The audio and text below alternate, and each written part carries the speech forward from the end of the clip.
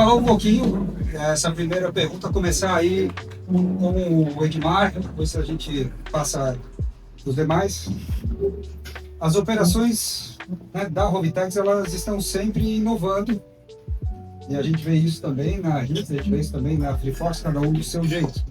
Mas pegando a Rovitex como exemplo, ela nasce B2B, né, ela tem toda uma cadeia B2B ali pesada, e no B2C estão sempre testando aí novas iniciativas, é canal próprio, marketplace, etc.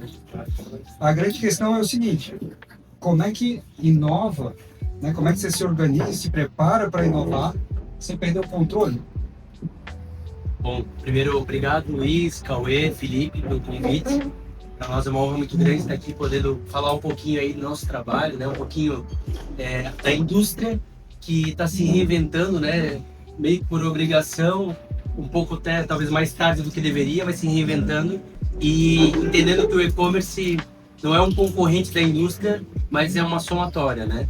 O Grupo Rovitex tem 40 anos, então a gente começou no modelo tradicional, vendendo para lojistas por meio de representante comercial, e nos últimos 10 anos isso virou de cabeça para baixo, né? Inicialmente com call center, né? Venda por telefone. Hoje a gente tem 150 pessoas vendendo por telefone. Então foi um começo da jornada, aí diria, da digitalização. E aí depois, por meio da venda por B2B para lojista por meio de e-commerce, também aprendendo um pouquinho como é que é essa jornada, né? Como é que atende diretamente, sem mostruário, né? A indústria tradicional da roupa quer tocar, quer pegar, quer mexer. E aí chegando no famoso D2C, né? Que o Rick falou um pouquinho também, onde o consumidor que comprava os produtos da marca Rovitex na loja começa a encontrar também no ambiente online. A gente entende que vem taxa da blusinha, sai taxa da blusinha, vem Shein, sai Shein. A verdade é que o mercado ele é muito grande, mas cada vez mais o consumidor ele está no momento dele. Ele quer comprar às vezes na loja física e está tudo bem, mas às vezes ele não tem tempo. Às vezes ele quer comprar na loja virtual porque ele precisa rápido, porque ele precisa não tem tempo para sair de casa, enfim. Então a gente vem tateando todos os mundos. Hoje a gente vende em mais de 30 marketplaces. Então, obviamente, é um aprendizado a cada dia. Estava falando com o Felipe ali fora, tem coisa que a gente ainda está aprendendo, tem coisa que está chegando, né? Estava falando para ele, a Temu aí batendo na porta o tempo todo querendo integrar, então como é que faz, né? Ninguém vende na Temu ainda, então... A API dos caras é chinês, entendeu? Então, mas esse é o mundo que a gente tem que se adaptar, né? A indústria, ela felizmente, ela está com a cabeça mais aberta para isso hoje, né? É fundamental que ela esteja, e a gente vem testando e adaptando e acelerando onde que entende que tem capacidade. Boa. Vou passar para a Dari. A Hits é uma marca nova, mas você inova o tempo todo, em produto, em jeito de vender, em jeito de falar e tal. Como é que faz isso aí, sem ficar doido? Isso aí... Tem como? Primeiro eu queria agradecer o convite, parabenizar pelo primeiro evento. Já começaram com tudo. Acredito que todo mundo está muito feliz com a experiência. Muito obrigada. E obrigada pelo convite por eu estar aqui. Como é que a gente faz para inovar o tempo todo? Eu sou muito inquieta. Então, por mais que as coisas estejam indo bem, tem faturamento que a gente espera, tá tudo dando muito certo, eu sempre acho, mas tem ainda como melhorar, tem como mudar alguma coisa. Então, a gente sempre está em busca de inovação, sempre, estando ruim ou estando bom, a gente sempre quer melhorar em algo. Ainda não melhorei no algo de estar em 40 marketplaces, quero estar em apenas um não, mas quero entrar neste mundo muito em breve, porque eu acredito que precisa. Se a gente estiver só no site, a gente está perdendo muito cliente. Eu até estava num evento esse final de semana e eu parei para pensar, eu estou me perdendo como cliente, porque eu não sou a pessoa que compra em site. Eu só compro em marketplace pela facilidade de 2 cliques. Então a gente precisa estar em todos os lugares. Não quer dizer que em todos os lugares a gente vai vender o mesmo volume. Mas pegar um tiquinho de cada coisa vai fazer o bolão. Perfeito. Vai somando. Exato. Uma fatia de cada uma. Hélio, você tem uma bagagem de diferentes operações, hoje você vive uma específica, mas como é que você vê a inovação nesse contexto aí? Bom, a inovação é muito importante, né? Principalmente a Free Force, ela está consolidada no mercado de roupa de ciclismo há 26 anos, né? E há 21 anos a venda foi B2B. Há 5, pós-pandemia, como todos, muitas indústrias entraram no mundo da venda online por necessidade, né? Para gerar o estoque daquilo que estava parado, né? Eu acho que a primeira inovação começa aí, né? Dentro da indústria. Digitalizar a empresa, mostrar que é importante essa entrada do digital. E depois, né, acho que vem mais perguntas pela frente, essa quebra de barreira que o e-commerce não é só mais um canal lá dentro da indústria, né? Ele é muito mais do que isso. Eu brinco, né? Nós somos uma área de inteligência, um cérebro de inteligência, porque a gente consegue ter dados e informações que o nosso cliente, que é o lojista, não consegue entregar, né? Então a gente trabalha com um time bem forte lá, a gente se titula uma área de inteligência, né? Porque a gente consegue entregar dados e informações que a indústria jamais pensou ter, né? E com isso a gente mostra um horizonte transformador, né? Daqui a 2, 3, 5 anos a gente consegue mostrar um horizonte transformador. Perfeito, que pega o dado do consumidor final, a informação que na cadeia toda. Exatamente, que na cadeia não tem, porque às vezes quando tu tá nessa cadeia que tu tem um intermediário no meio, ele acaba sendo muito balizado e validado por ele, né? O cara olha e compra muitas vezes do jeito dele. Ó, eu gosto dessa cor, desse formato, desse jeito, só que necessariamente não é a verdade que o cliente gosta. Sim. E muitas vezes a gente traz produto e inovação que o nosso cliente não compra a ideia. Só que o cliente dele compra, ele não compra, né? Ele diz assim, cara, isso não vai funcionar. Não, funciona, né? Funciona porque a gente sabe.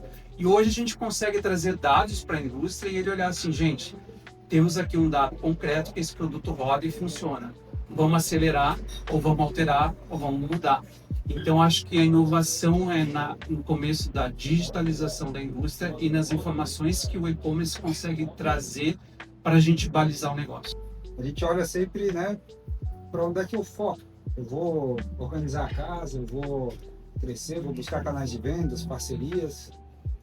É uma forma de até escolher. Completando o que o Edmar comentou, nós estamos vivendo a dor do canal ainda, né? Assim, temos um conflito interno muito grande, mostrando que nós não somos um concorrente, nós somos um aliado, né? Tanto que nós conseguimos mostrar que existem dados que com a nossa força, o cliente também acaba tendo força, o B2B, a loja acaba revertendo. Porque o nosso produto, como ele é técnico, muitas vezes ele é impactado por uma campanha nossa. Ele olha, ele entra no site e diz assim, poxa, gostei, mas eu vou lá na loja comprar esse produto, porque eu preciso provar, preciso saber. Claro, a gente tenta de uma forma até equilibrado o preço, né? Então, mesmo o preço que eu vendo é o mesmo preço que o lojista teoricamente deveria vender.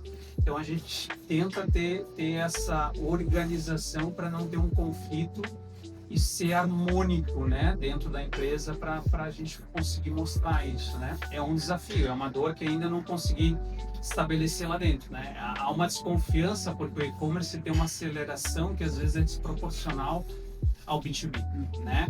Nós conseguimos tracionar muito rápido, né? Claro que não na proporcionalidade financeira, mas eu digo crescimento de mês a mês, né? Então acaba tendo um conflito.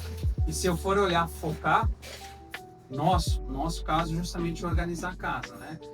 Tentar equilibrar esse nosso ecossistema que nós somos um parceiro e que estamos lá para construir um negócio mais forte, melhor. Perfeito, mais efetivo, né? Exatamente. Vai, você avalia, pô, isso vale a pena, vou continuar, ou não, isso aqui não faz sentido, eu paro.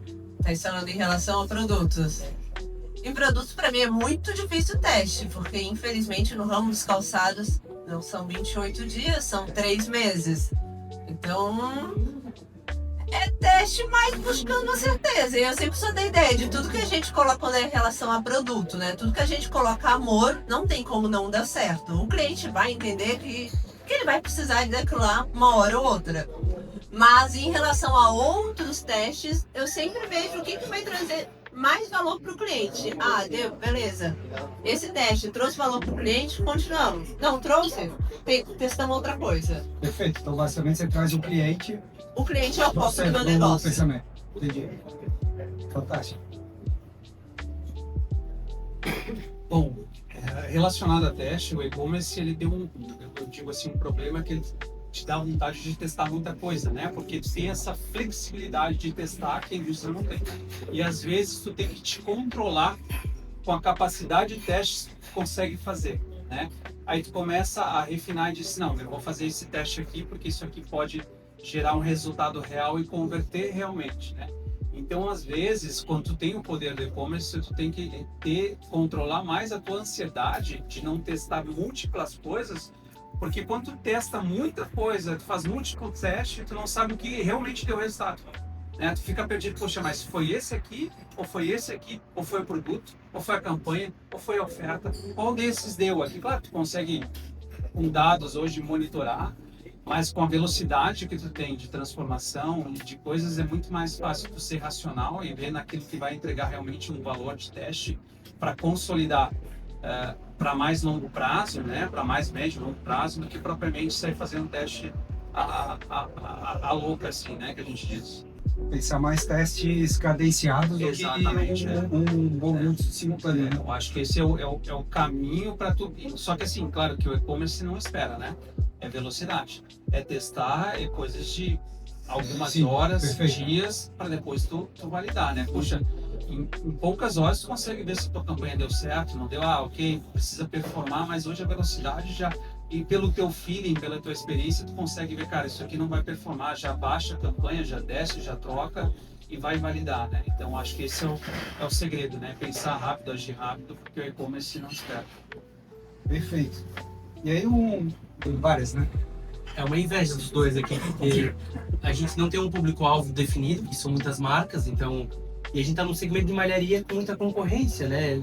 Pouco difere, eu tava falando ali com o Joyce da Facchini, pouco difere do produto da Rovitex e da Facchini. A etiqueta, né, acaba, se não vê a marca, tu não sabe qual é. Não é uma farm que tu identifica pela estampa, por exemplo. Então, a gente tem uma dificuldade muito grande nessa questão da persona. Por outro lado, a gente tem ativos 45, 50 mil SKUs. Então, é uma quantidade de produto também absurda que a gente consegue, desde o bebezinho até o adulto plus size, agradar a família inteira. Então, a gente trabalha dessa forma. A gente trabalha pensando em moda para todos os momentos. Então, a pessoa tem roupa para ficar em casa, para sair, para ir para balada, e sempre com um custo muito acessível. A gente busca ser não o mais barato, mas o que entrega o melhor custo-benefício, e o consumidor que consome da gente, ele entende isso. Tanto é verdade que ao longo dos 40 anos, essa credibilidade ficou tão forte que, em um dado momento, pensando em conflito de canal, a gente lançou um e-commerce com outro nome, para tentar evitar o conflito com os lojistas, enfim. E esse e-commerce ele não tinha relevância nenhuma, porque ele não tinha o peso da Rovitex. Então, o consumidor da Rovitex, ele já entende o que o produto da Rovitex entrega, e aí não importa que o produto era igual, no preço igual, mas ele não era da Rovitex. E aí ele não teve o mesmo apelo, a gente continuou o projeto e focou na Rovitex. Então, é um desafio não ter o público-alvo, nem a persona muito clara, mas por outro lado também é uma vantagem de agradar a todos. Perfeito. E você tem a capacidade da produção que te dá uma certa flexibilidade de poder transitar nesses cenários, né?